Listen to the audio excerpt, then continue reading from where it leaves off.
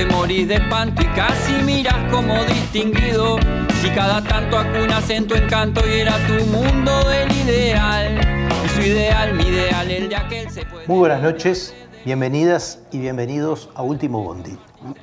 Último Bondi es una propuesta de comunicación política producida por el colectivo Más Igualdad, cuya orientación, cuyo cometido es promover la reflexión y el intercambio, la generación de información y el acceso a discusiones de actualidad a partir de compartir un escenario con distintos invitados. En el caso de hoy vamos a estar hablando sobre los problemas presentes y futuros de la protección social y contamos con una invitada y un invitado a quienes paso a presentar. Sandra Leopold es doctora en Ciencias Sociales, profesora e investigadora de la Facultad de Ciencias Sociales del Departamento de Trabajo Social de la Universidad de la República. Denis Merklen es profesor e investigador de la Sorbonne Nouvelle de París, Francia, y con ellos vamos a compartir este tránsito por una primera introducción, como quien dice, a los problemas de la protección social. Más allá de la proficua actividad que tienen los dos como profesionales y académicos, tienen algo en común que nos hizo convocarlos a conversar con ustedes, y es conjugar, por un lado, un trabajo de investigación y de estudio con un análisis detallado en poblaciones y programas vinculados a ciertos aspectos de la protección social y una reflexión estructural sobre los problemas de la protección social, los problemas institucionales y los problemas sociales. Son dos atributos no siempre fáciles de encontrar en conjunto. Y bueno, y vamos a presentar muy someramente de qué estamos hablando cuando hablamos de protección social, aunque de eso es a los que convidamos a ellos a conversar. Pero dentro de protección social se pueden encontrar un montón de enfoques, un montón de definiciones.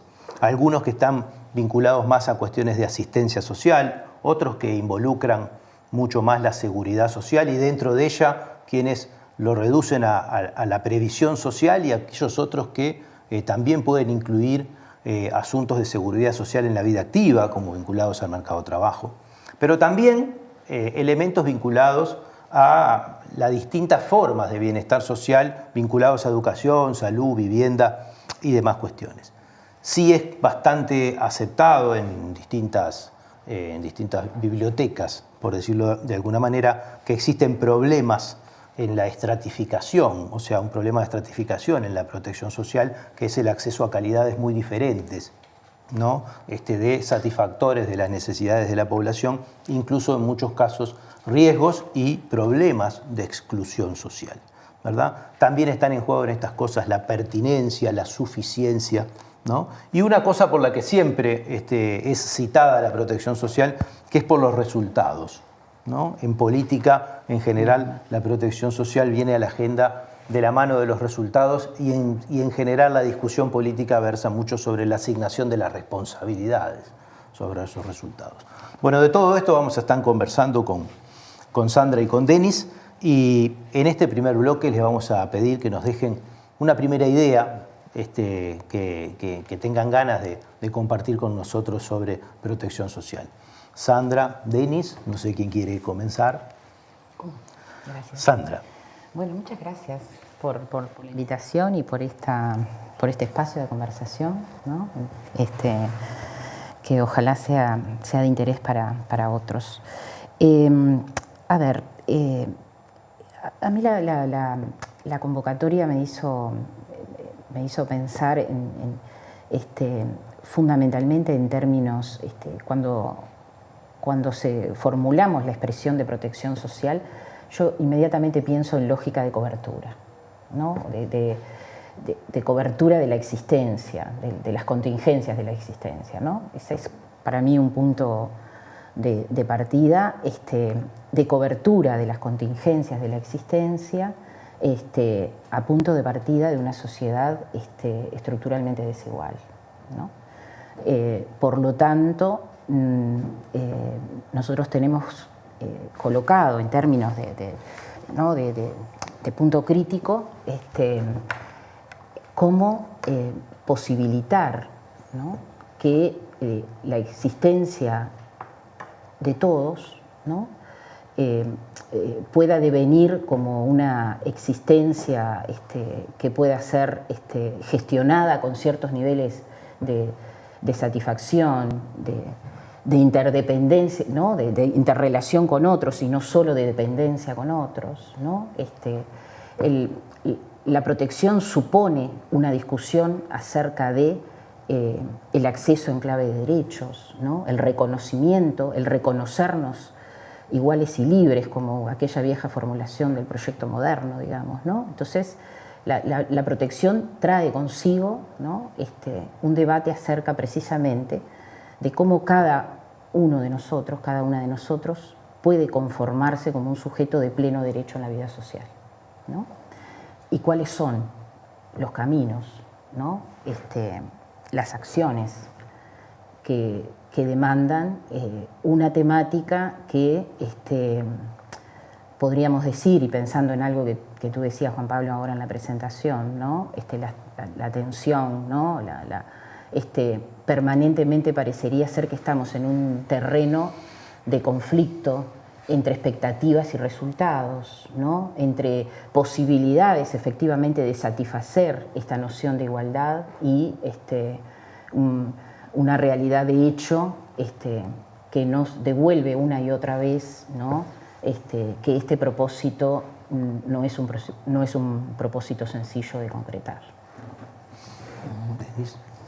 Bueno, muchísimas gracias también por la invitación a compartir esta mesa entre nosotros tres y a aportar un poquito a este espacio.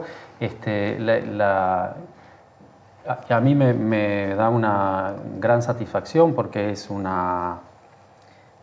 camino que suelo recorrer con frecuencia, el hecho de que un colectivo que se llama Más Igualdad piense en la protección social como uno de los tal vez caminos por los que puede llegar a pasar la búsqueda o la lucha o el combate eterno y seguramente sin fin por más igualdad.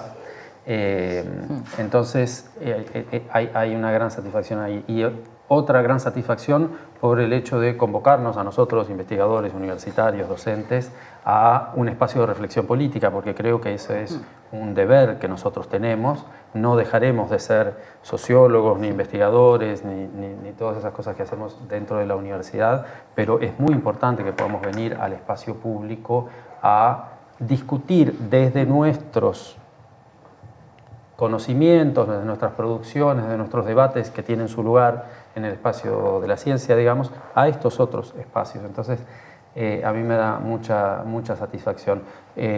Uno de los problemas que vamos a tener es que vamos a coincidir en muchas cosas, entonces va a estar poco contrastado, pero ese ejercicio del contraste en el espacio televisivo a mí no me gusta.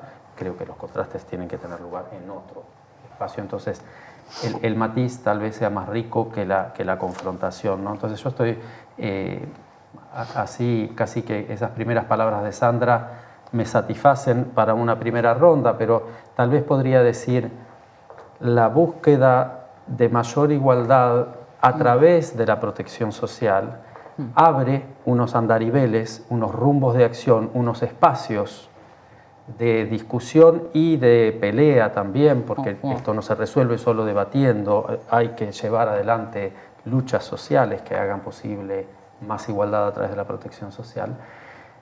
Distrae, diversifica, abre más allá de la discusión por el ingreso, ¿no? La protección social en general no afecta a la redistribución económica. Voy a dar un solo ejemplo.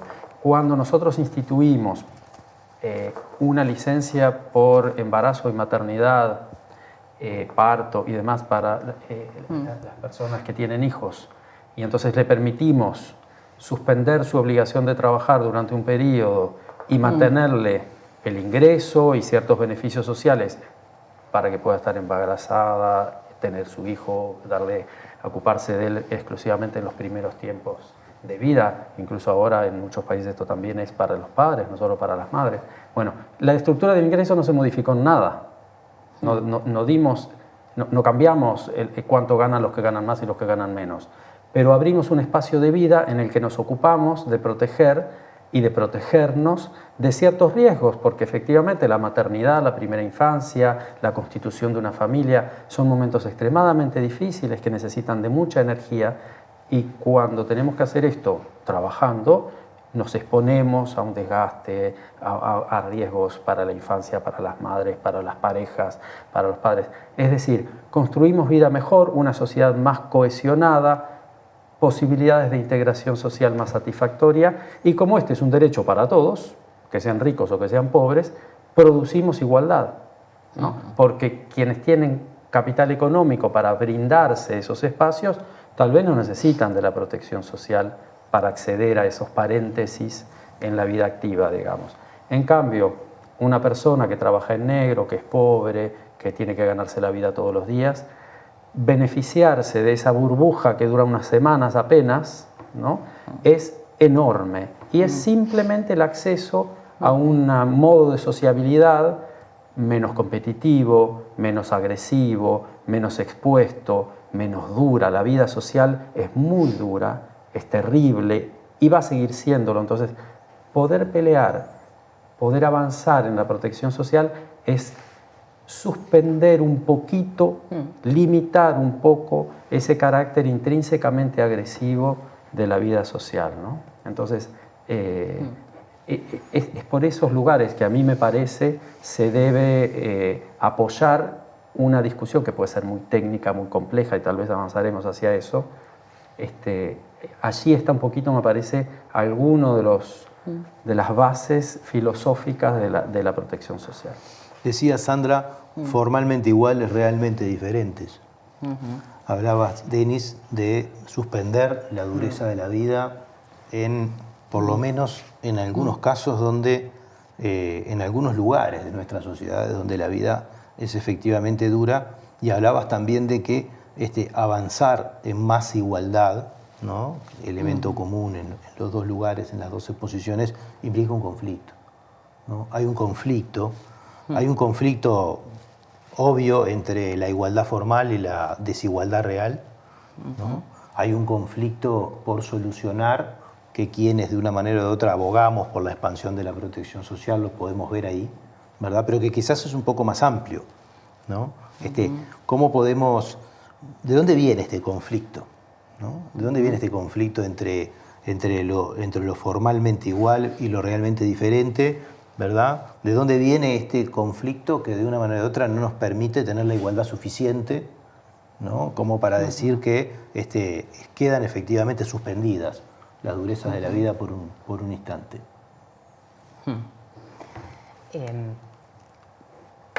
Tu pregunta, que es absolutamente amplia, a mí me genera como el riesgo de ir como a las preguntas iniciales en términos, ¿no?, del pensamiento social, digamos, ¿no?, en términos de decir, bueno, ¿qué es lo que genera o qué es lo que produce la desigualdad en la sociedad que vivimos, ¿no? Y de qué forma, y esto inevitablemente, yo siempre tengo el convencimiento de que cualquier pregunta por el presente es también una pregunta en términos históricos, ¿no? Es decir, ¿cuál es el proceso histórico, ¿no?, que ha posibilitado, ¿no?, o ha dispuesto para la vida social, al mismo tiempo, ¿no?, que una declaración de reconocimiento, ¿no?, de igualdad en el plano civil y político, ¿no?, ha reiterado una y otra vez, ¿no?, la existencia de la desigualdad en el plano efectivo de la vida social. Y esa es, creo yo, la gran aporía estructural de la sociedad capitalista, ¿no? Este enunciado, ¿no? Estos días, por ejemplo, quizás hago un salto aquí, ¿no?, pero estos días asistimos muchas veces, pero me parece que este tipo de conversación lo permite, ¿no?, a una discusión acerca del carácter pleno de la democracia uruguaya, ¿no?, por ejemplo, ¿no?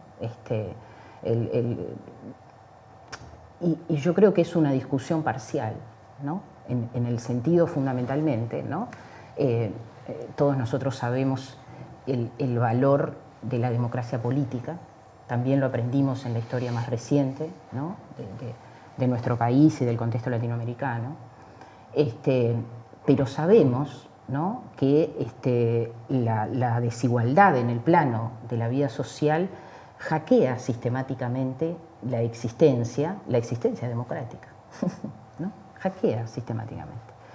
Y me ha llamado mucho la atención este debate estos días, o ni siquiera este debate, esta formulación de hecho, ¿no?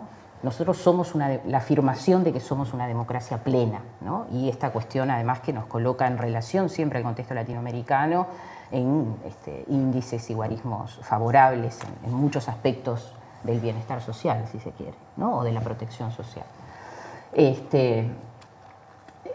Y deja muchas veces por fuera esta discusión, que es la discusión sobre la desigualdad, ¿no? Y sobre los mecanismos de producción de la desigualdad. En algún punto también, quizás, y esto puede alimentar nuestras reflexiones sobre el periodo histórico más reciente, ¿no? Sobre el progresismo y demás, ¿no? Y algunos trabajos, como el que escuchábamos hoy, pero otros, ¿no? Que vienen como ahondando la lectura, el análisis sobre los 15 años de gobierno frente amplista, que en cierta forma ¿no? comienzan a evidenciar, por ejemplo, el lugar que la discusión sobre la desigualdad o la igualdad tuvo en el debate político, ¿no? Cuánta presencia o cuánta ausencia de algunas de estas discusiones, ¿no? Que también nos colocan ante las preguntas, insisto, más clásicas del pensamiento social, ¿no? Que es también la pregunta acerca de cómo se produce y reproduce una sociedad. Esta, la que vivimos hoy. Es un tema apasionante y profundo. Tenemos que hacer un corte y volvemos enseguida para darle la palabra a Denis. Sí, claro. Y ya meternos también en esto que ya nos metimos, ¿no? Que son los problemas de la protección social, ¿no? Los problemas actuales, históricos, ¿no? Y eventualmente después nos meteremos en los futuros. Pero hacemos un breve corte. Esto es Último Bondi. Volvemos en unos minutos.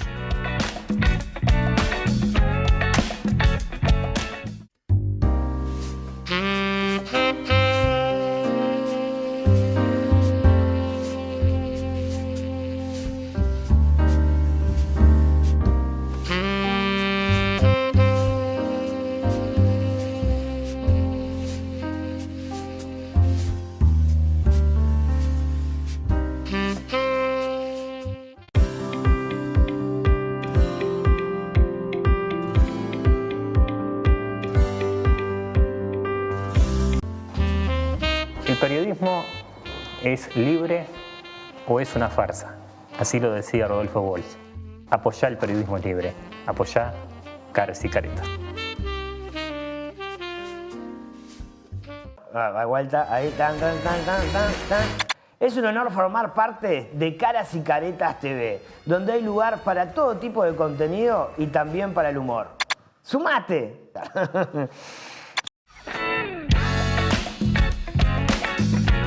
Esto es Último Bondi. Estamos en el segundo bloque discutiendo asuntos de protección social con Sandra Leopold y Denis Merklen. Nos habíamos ido en la conversación con una respuesta pendiente, ¿no?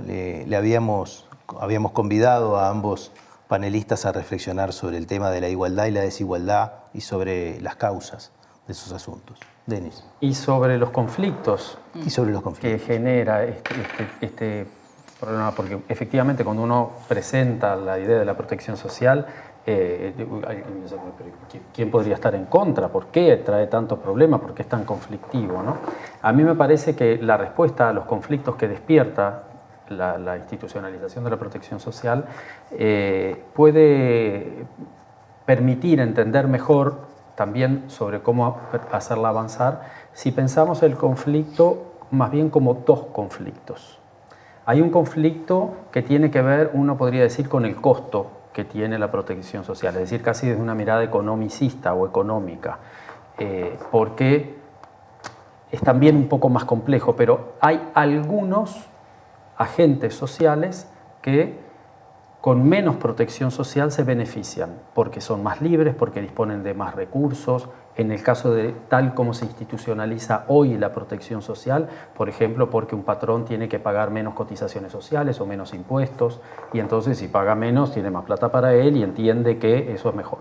Bueno, entonces ahí hay un tipo de conflicto que podría asimilarse, aunque no es exactamente así y no es tan mecánico, como un conflicto entre ricos y pobres, ¿no? Los pobres se beneficiarían un poco más de la protección social y los ricos tendrían un costo mayor económico.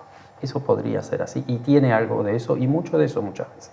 Pero no es lo único, hay un problema político de igual importancia, un conflicto de igual importancia. Y es que cuando nosotros protegemos, construimos protección social, de alguna manera, en prácticamente todos los casos, suspendemos la obligación de tener que trabajar para ganarse la vida. Sea que estemos protegiendo el accidente, la enfermedad, el embarazo, la pobreza, etc. Entonces, eso beneficia a quien está beneficiándose efectivamente en ese momento puntual de la protección social, porque, por ejemplo, porque tengo un seguro de paro o porque tengo una licencia por maternidad. Entonces, todos los otros que trabajan tienden a sospechar de quien se beneficia de la prestación social. La sospecha es que ese está viviendo a costa de los otros, que es un vago que no se quiere esforzar. Y esto es prácticamente universal, ¿no? Yo siempre conozco a uno que tiene un subsidio y en realidad se está aprovechando de la situación porque, ¿no? Y a mí no me venga con cuentos. En nuestros países incluso podríamos decir que se ha expandido sobre aquellos que incluso gozan de la asistencia, ¿no? Sí, también son sospechosos. Sí, claro, por supuesto, y que viven en condiciones espantosamente horribles y son aprovechadores, ¿no? Claro. Entonces, eso llega a tener expresiones políticas.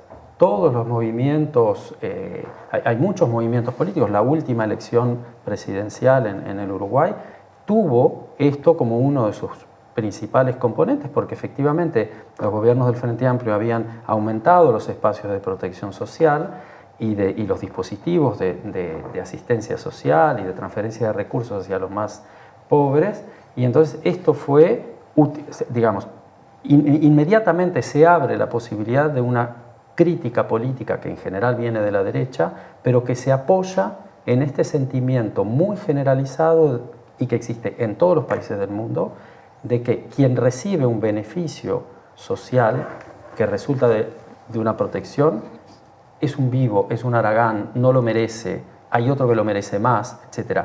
Esa es una fuente de conflicto que tiene una importancia mayor y a la que debe prestarse de mucha atención. No alcanza con decir, eso es injusto pensar así, ¿no? No alcanza con decir, esa gente necesita la protección social. No alcanza con decir, viviremos mejor en una sociedad más integrada y más cohesionada que en una sociedad donde estamos todos peleándonos todos contra todos.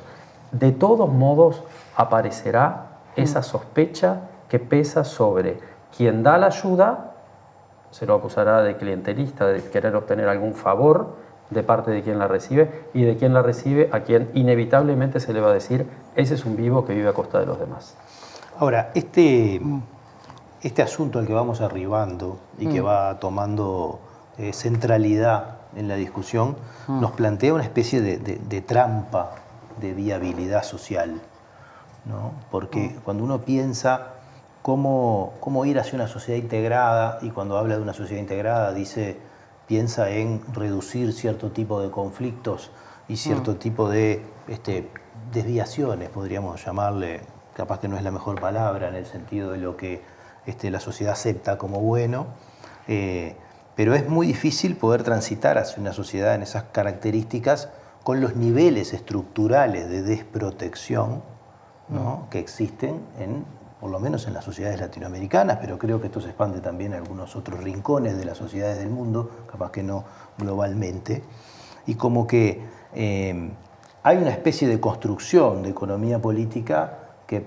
permanentemente condena, ¿no? toda expansión del gasto o toda expansión de la protección, porque la hace sospechosa, ¿no? porque la hace oscura, o porque la hace, y que requiere además todas las expansiones, ¿no? de la asistencia, de la promoción y de la protección, enormes justificaciones del punto de vista político para poder legitimarse frente a una cultura un poco que se ha construido así. Entonces uno mira el camino de nuestra sociedad y decir, ¿cómo avanzar hacia la cohesión social si cualquier medida que implemente va a ser vulnerable de ser fuertemente atacada por esto? Y quiero traer una cosa que decías vos, que me pareció muy interesante, porque en Uruguay estamos mucho en la discusión de la libertad, ¿verdad? Y cómo viene un poco esto, y vos lo trajiste muy frescamente al principio, es decir, hay una libertad de unos que está en juego, la libertad de hacer cualquier otra cosa que no sea, en este caso, sostener al resto de la sociedad o apoyar a sostener al resto de la sociedad, cuando no se beneficia incluso del resto de la sociedad, en esto de deprimir la protección social. Entonces, como que estamos en un juego culturalmente complejo, ¿no? Por un lado, una gran defensa de una libertad que no está muy claro qué es, ¿no? Y por el otro lado, una gran desprotección. Y en el marco de eso, los problemas que tenemos de la protección social, que era un poco el asunto al que yo quería llevarlos de la mano de esto, es decir, nuestra protección social es insuficiente, ¿o no? ¿Qué problemas encontramos? Sí. A mí una cuestión quizás antes que esto, y para retomar algo que Denis planteó, ¿no? Hace un momento, que es esta suerte de evidencia sobre una percepción, ¿no? Tú decías incluso de alcance universal, ¿no? Acerca de la pobreza o de los que viven de la asistencia, o, ¿no? este universo simbólico que parece, ¿no? Planetario, ¿no? Y que en todo caso me parece que instala, no porque vaya a resolver la protección, pero sí como una parte del proceso de la discusión, ¿no? Una suerte de, disputa por el sentido. Yo siento que por eso planteaba también lo anterior en relación a cuánto hay de discusión, ¿no? o cuánto logramos tramitar socialmente ciertas discusiones en relación a la desigualdad o la igualdad. Porque en cierta medida, ¿no? Esto que Denis traía y que es fácilmente constatable en nuestra realidad nacional, ¿no? Y que bien podríamos decir viene como posicionándose con cada vez mayor visibilidad, porque me parece que incluso estos argumentos, hay momentos que ocupan más escenarios y momentos que aparecen un poco más debilitados, aunque siempre está el argumento, ¿no? A mí me parece que nos coloca en el sentido de de que se hace necesario, ¿no? Una disputa por el sentido de la protección social vinculado, insisto, ¿no? a las cuestiones de comprensión sobre la igualdad y la desigualdad. Insisto, no, y creo que hay una referencia, no sé si no la haces tú, Denis o Verónica, ¿no? En esta última publicación de ustedes, ¿no? No porque las definiciones conceptuales vayan a cambiar el sistema de protección en forma mecánica, ¿no? Sino porque se hace necesario, de todas maneras, me parece, dar esta discusión y hacer, en todo caso, que nuestros argumentos puedan efectivamente tramitarse en acciones concretas de protección social, ¿no? Es decir, también ahí nosotros tenemos algo para pensar entre conceptualización y puesta en práctica, ¿no? Entre identificación de problemas y las iniciativas para enfrentarlas, digamos, ¿no? Hay en lo que tú decías, tú pronunciaste una palabra al respecto que es una palabra clave, ¿no? Porque en esto también hay una batalla de ideas y es algo en lo que nosotros tal vez deberíamos contribuir, porque finalmente no somos casi nada más que profesionales de las ideas, pero el gasto, ¿no? El gasto público. Fíjense que en Francia el sector público representa un poco más del 50% del Producto Bruto, está entre manos del Estado, ¿no? Entonces cualquier economista liberal diría que es gasto público enorme, ¿no? Pero eso presupone que es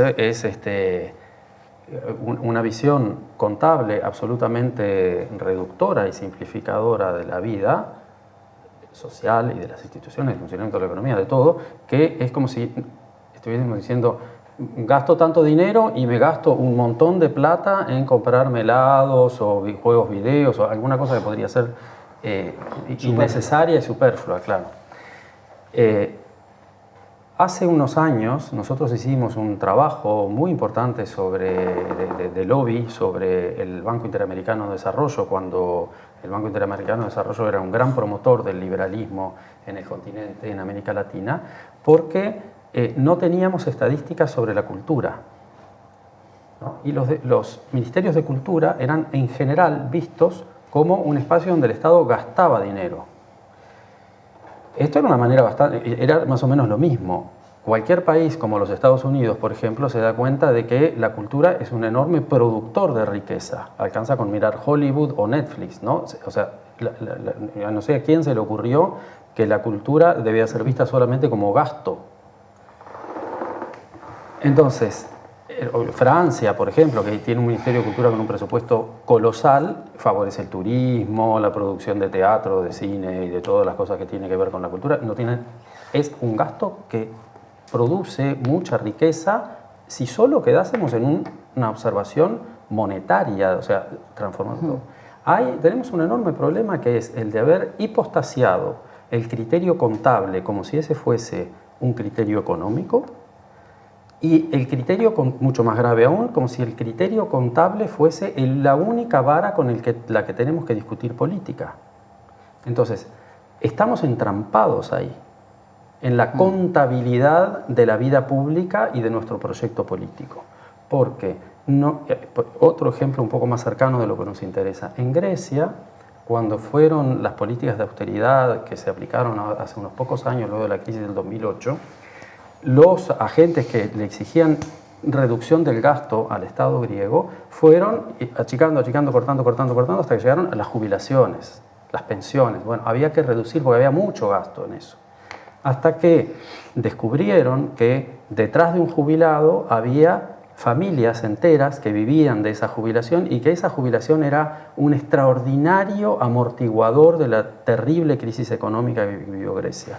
Entonces, había una utilidad social y una productividad social de eso que a algunos les gusta llamar gasto, que en realidad debía ser visto desde el punto de vista de la productividad de esa inversión, ¿no? Entonces, es complejo introducir otro criterio de evaluación económica, pero no es para nada imposible. Estas palabras nos entrampan, nos ponen en una trampa donde estamos absolutamente reducidos a discutir cuánta plata se lleva el sistema de pensiones como si eso fuese un gasto, ¿no? Pero eso presupone que los viejos o las personas que dejan de trabajar son inútiles a la vida social y que no hay ninguna productividad en ese supuesto gasto, digamos.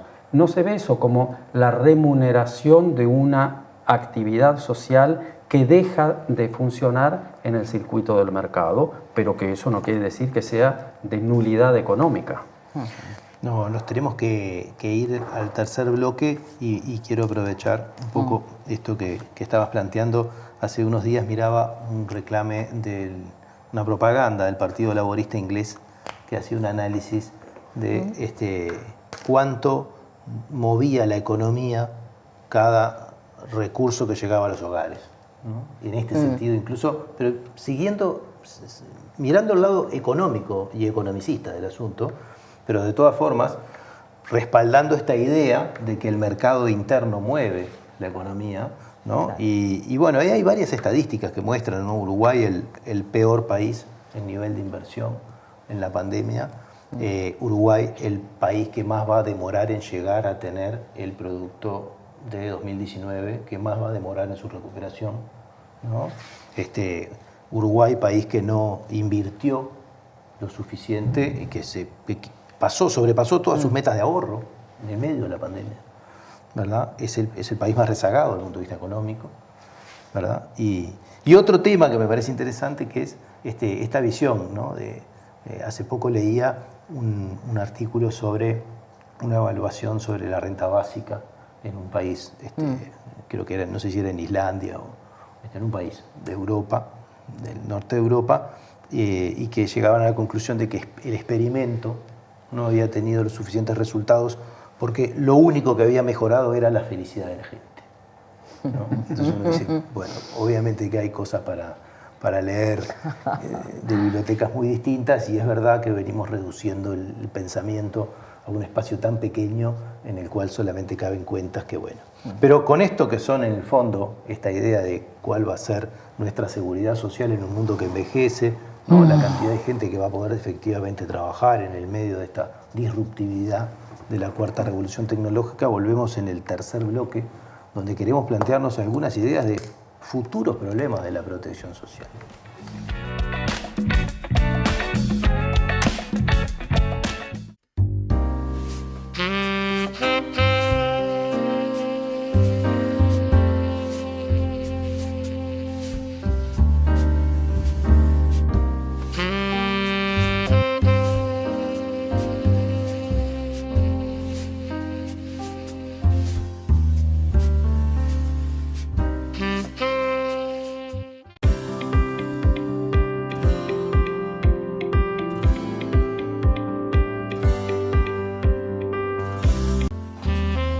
¿El periodismo es libre o es una farsa?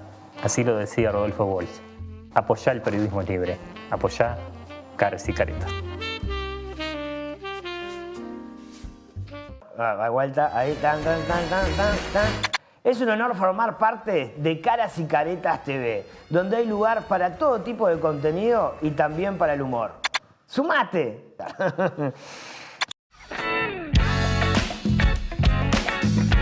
Volvemos en este tercer bloque de Último Bondi. Estamos conversando sobre protección social y nos toca la parte de hablar un poco del futuro, ¿no? Un futuro, un presente que ya tiene un montón de problemas, ¿no? Especialmente en nuestros países del tercer mundo, por decirlo de alguna manera, subdesarrollados, les podrán decir otros, en desarrollo, distintos eufemismos, pero que nos relatan como sociedades que ya tenemos un conjunto de problemas, pero que nos enfrentamos además de una ola liberal que ha venido ajustando los sistemas de pensiones y jubilaciones a lo largo y ancho del continente, a un problema en el mundo del trabajo, o bueno, hay quien lo ve como una oportunidad, pero un asunto que sí es indiscutible, y es la disruptividad de esta revolución tecnológica que para algunos nos aleja cada día más de aquel mundo pensado y deseado del pleno empleo, ¿no? O de la edad de oro del capitalismo, y donde se nos avecinan algunas discusiones para tener sobre, de una manera u otra, quién paga, o cómo se paga, o cómo se sostiene, ¿no? El derecho universal de los individuos a vivir en el mundo, ¿no? Que es lo que en el fondo debería estar en la base de la discusión. Sí, a ver, decíamos, ¿no?, al comienzo, y era un poco parte de tu planteo inicial, Juan Pablo, ¿no? Yo creo que la reiterada o cíclica presencia de la cuestión de la inseguridad o de la preocupación por la inseguridad habla precisamente de las dificultades que los sistemas de protección han tenido para dar respuesta, ¿no?, por lo menos en nuestras latitudes, a las expectativas o a las exigencias, ¿no?, de una vida de pleno derecho en el ámbito social. Y tú decías también, y creo que Denis también, ¿no?, estamos ante, bueno, problemas de diferente índole, ¿no?, problemas de sentido, problemas de cobertura, problemas de pertinencia, problemas de calidad, ¿no? O sea, nuestros sistemas de protección ofrecen múltiples dificultades en ese sentido, y cíclicamente vuelve, ¿no?, la preocupación social, incluso por su efectividad, ¿no? Nosotros tuvimos un año casi con predominio, digamos, de una preocupación pública centrada en la salud, y rápidamente, ¿no?, cambiando algunas cuestiones en el escenario de la pandemia, ¿no?, los temas de preocupación socioeconómica de protección vuelven al primer lugar, ¿no?, algo que durante todo el 2020 no había sucedido, digamos, ¿no?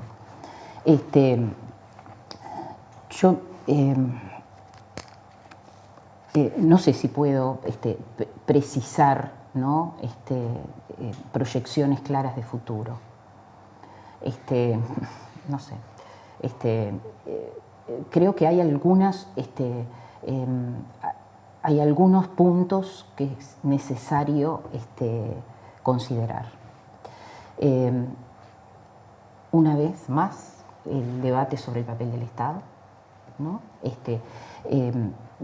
Cada vez que el Estado, ¿no? Y esto es un aprendizaje del siglo XX, de fines del siglo XX, pero sí, cada vez que el Estado tiene algún nivel de repliegue sobre su incidencia en la protección social, los efectos son devastadores en el sentido de la efectividad de los sistemas, ¿no? O sea, a menos Estado... No se cumple la premisa de que el mercado ocupa ese espacio. No. A menos Estado, más individualización, más moralización y más punición. Esa ecuación me parece que es parte de lo que hay que considerar. Por otro lado, parecería ser que es insalvable abocarse a tratar el tema de la protección social en relación con el trabajo y los derechos del trabajo y los derechos asociados al trabajo, ¿no? Y esto en un mundo, ¿no? Creo que tú también lo señalabas, de enormes cambios en lo que hace a la organización, a la disposición, a las garantías en relación al trabajo, ¿no? Nosotros abogamos sistemáticamente, ¿no? Por más y mejor trabajo. También sabemos que en nuestras realidades nacionales el trabajo es históricamente una fuente de sufrimiento y muchas veces de desprotección y de informalidad, ¿no? No es posible, creo yo, sostener una propuesta de futuro en relación a la protección social desligada sobre los debates en relación a los derechos de los trabajadores. Eso me parece que es parte de la ecuación a pensar. Creo que también es necesario un debate con respecto a la asistencia, ¿no? A la política asistencial, al lugar que ocupa en nuestros sistemas de protección, ¿no? A su carácter, a su alcance, ¿no? Si algo también nos quedó, digamos, de este proceso histórico último, me parece que ha sido, y más allá de los debates acerca de cuán efectivo o menos efectivo, ¿no? También nos quedó sobre la mesa la discusión acerca y quizás esto asociado a alguna de las observaciones que hacía Denis en su intervención anterior, ¿no? A esta idea de que la asistencia no logra configurarse como parte, ¿no? de una propuesta de derecho en el sistema de protección, ¿no? Sino como una dádiva, ¿no? Que además vuelve objeto sistemático de sospecha. Y que ¿no? debe ser merecida. Y que debe ser merecida, ¿no? O retribuida con una contrapartida. Con alguna contrapartida. Que puede ser más difícil de sostener que Sí, a mí me parece que si pensamos para adelante, me dan ganas de decir dos cosas. Una que tiene que ver más con el contexto uruguayo y latinoamericano, y una tal vez un poco general. Sobre el plano general, a mí me parece que hay una disputa de dos filosofías de entender nuestra vida en común, es decir, la democracia, lo que hablaba Sandra hace un ratito, nuestras sociedades modernas, contemporáneas, y que es la siguiente. Para unos, vivimos en una sociedad del riesgo, digamos, y entonces hay que asumir eso y no hay más remedio que aceptar que estamos todos sentados en una silla que en cualquier momento salta y no sabemos cuál es la que va a saltar. Ese camino, aceptar que el riesgo es intrínseco a la vida social y que no se puede hacer nada contra él, nos lleva a buscar armar a cada uno para que se tenga el mejor paracaídas cuando la silla le explota, ¿no? Hay otro camino, que es el camino que recorrió el siglo XX y que a mi juicio no se debe abandonar, no para repetirlo, o para obsesionarse con que lo ya hecho era lo mejor que se podía hacer, fue lo mejor que tuvimos, creo yo, no quiere decir que vaya a funcionar en el futuro, Pero ese otro camino tenía otra filosofía y era la filosofía de que la vida puede ser menos arriesgada y que algunos riesgos sociales podemos controlarlos.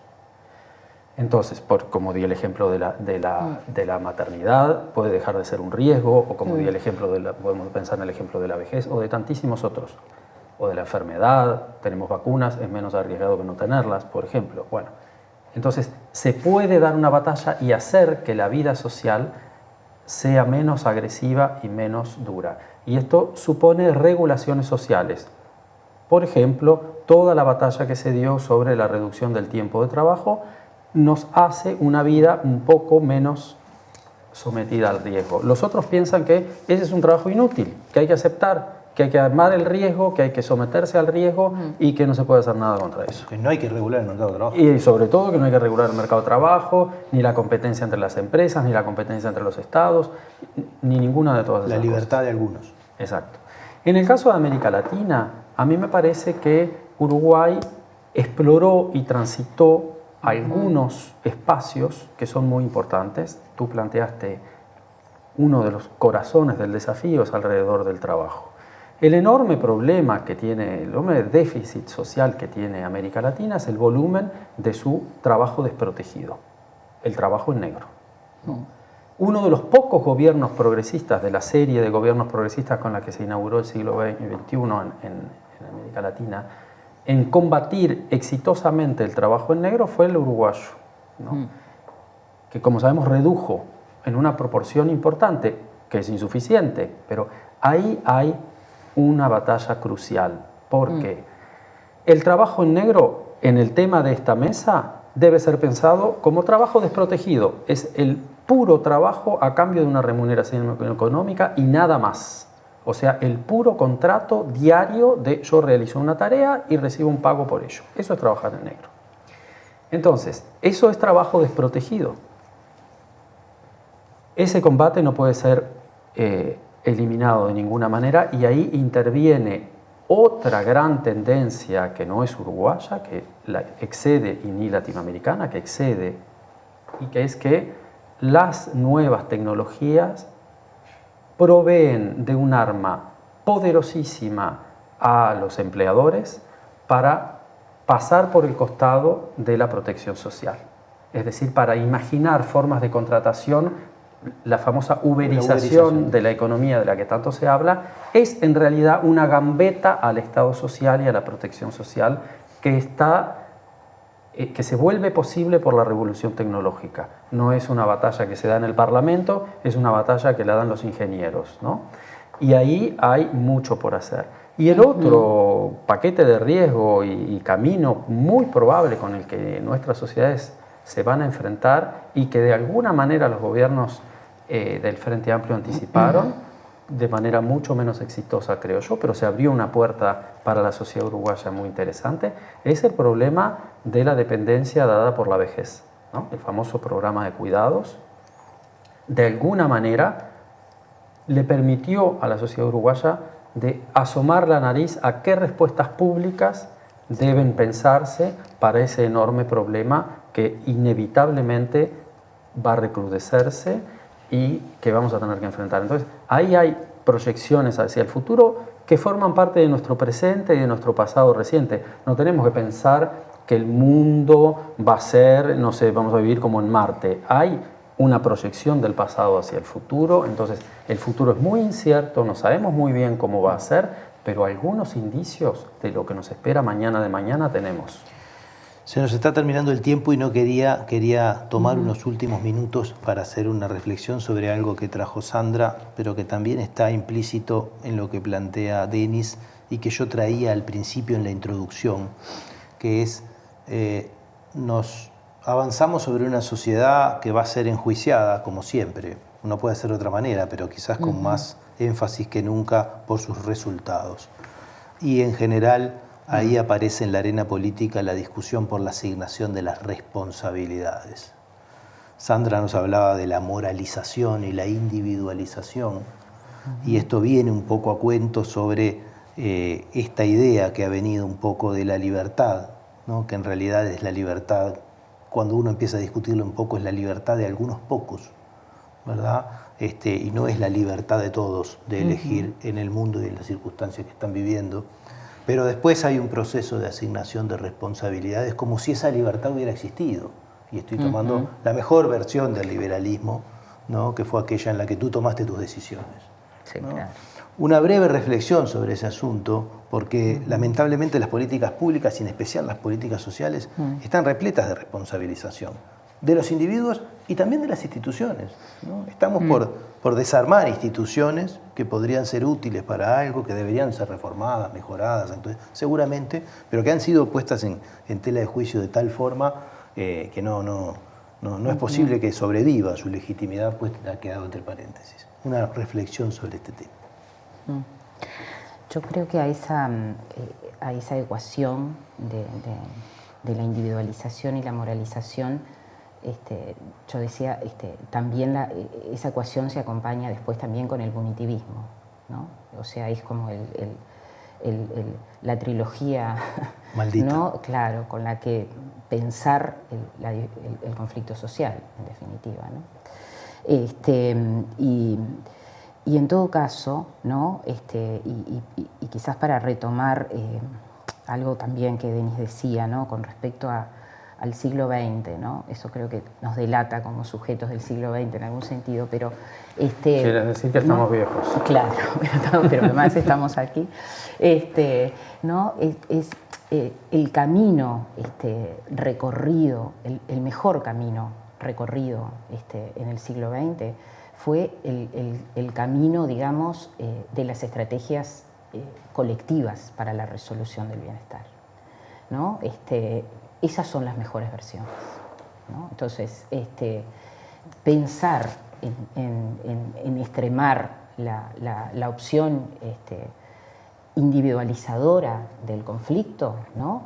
A punto de partida de una sociedad estructuralmente desigual, ¿no? Es claramente tomar la opción, digamos, de identificar en algunos la posibilidad de ser sujetos sacrificables en la vida social.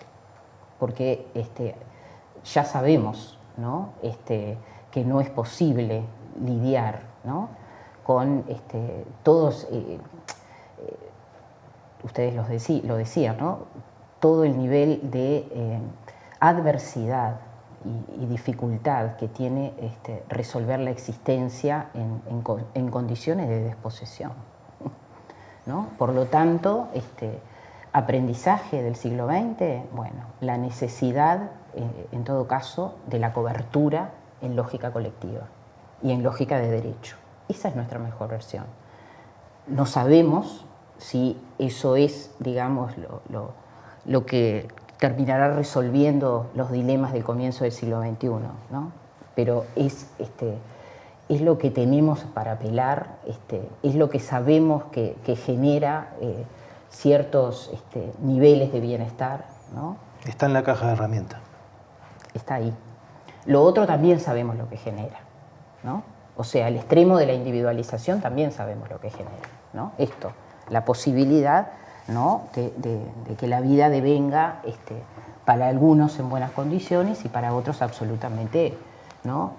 Sujetos posibles de ser sacrificados.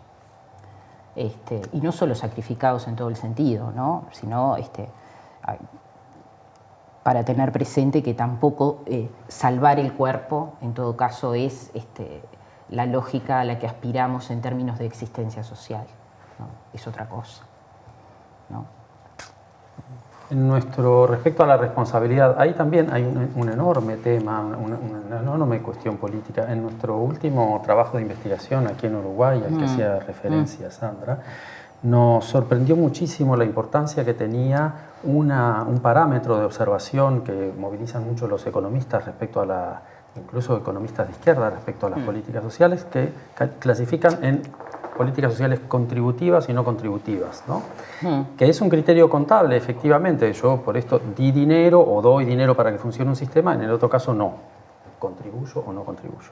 Pero esto presupone, se extiende, hay nuevamente una exageración del criterio y produce una inversión de la deuda. ¿Por qué? Porque todos los sistemas de protección social surgieron bajo el reconocimiento político de que las sociedades tenían una deuda social con aquellos que estaban sumergidos, empobrecidos, marginados, etc. Entonces, como teníamos una deuda con esa gente que no podía tener una vida digna, feliz, de proyección hacia el futuro y demás, debíamos hacer algo por ellos, ¿no? Había una deuda social y la responsabilidad era de la sociedad que se pensaba como un conjunto. Esta idea de que esa gente no contribuye, nosotros en ese trabajo nos ocupamos de describir la vida cotidiana de un montón de agentes, de familias, de asentamientos en el Uruguay, para que se viese la enorme cantidad de energía diaria que destinaban a su propio bienestar y al bienestar común de su barrio, de su familia, cuidado de hijos, una cantidad de cosas que tienen un valor económico enorme. Bueno, entonces decir de esa gente que están recibiendo algo sin contribuir al sistema es de una ignominia espantosa, ¿no? Esa inversión de la deuda lleva a decir que esa gente, como le dimos dinero, tienen una deuda con nosotros. Entonces, encima de que los mecanismos sociales los sumergen en la miseria, porque les dimos 2 mangos, para hablar en criollo, porque les dimos unas cantidades de dinero ínfimas, porque pareciera que les estuviésemos dando plata para pagarse cruceros por el Mediterráneo, ¿no? Porque les dimos cantidades insignificantes de dinero que ni siquiera cubren una canasta básica, encima se transforman en deudos de nuestra generosidad porque nosotros pagamos impuestos, ¿no? Entonces, nuevamente hemos entrado en una serie de trampas en las que es muy importante aprender a bailar el tango, dar un paso al costado y salirse de ese compás en el que estamos metidos. No nos deben nada, seguimos como sociedad teniendo un enorme problema que destruye y tritura la vida de un montón de personas y para el cual tenemos que imaginar respuestas. Nosotros como sociedad estamos en deuda con nosotros mismos y los que pagan el costo de ese déficit político de organización social son esas pobres, no soy yo vivo muy bien, gano un buen salario, vivo en París, no tengo ningún problema social, pero esa gente, esos conciudadanos, están viviendo unas vidas horribles porque nuestras sociedades funcionan mal. Esa es la verdad. Bueno, creo que apenas hicimos despuntar algunas cosas, no pocas, pero muy lejos de poder redondear siquiera una discusión. Obviamente que la discusión sobre la protección social también es una batalla por el sentido común, ¿no? Si será una batalla por el sentido común, que todas estas cosas de las que estuvimos hablando en especial, ahora sobre el final, están muy arraigadas en las cabezas de nuestra sociedad, inculcadas, yo siempre digo, en las cabezas de nuestra sociedad, para favorecer o justificar de una manera o de otra este orden desigual en el que vivimos y mostrarlo como algo irreparable, imposible de modificar, ¿verdad? Sin embargo, avanzamos en un mundo que ha superado con creces todas las barreras de productividad que hubiera imaginado el siglo XX, que tiene las capacidades, también el planeta lo está soportando, pero que tiene las capacidades sobradas de dar bienestar a toda su población y tenemos eventualmente, evidentemente más que eventualmente, un gran problema de distribución, ¿no? Vamos a seguir abordando algunas líneas de profundización de estos asuntos en otros programas de Último Bondi. Algunas ya hemos visto con estos asuntos sobre la economía, sobre la educación. Pero bueno, síganos por el canal de Caras y Caretas, suscríbanse en nuestra página masigualdad.org.uy y nos vemos en el próximo Último Bondi.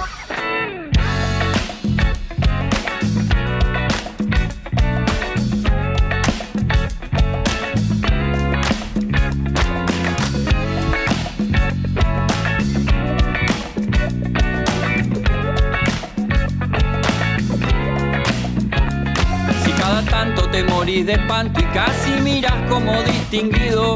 Si cada tanto acunas en tu encanto y era tu mundo del ideal. Y su ideal, mi ideal, el de aquel se puede mirar desde lo distinto. Si por las noches compartís el tinto con ese que piensa solo igual.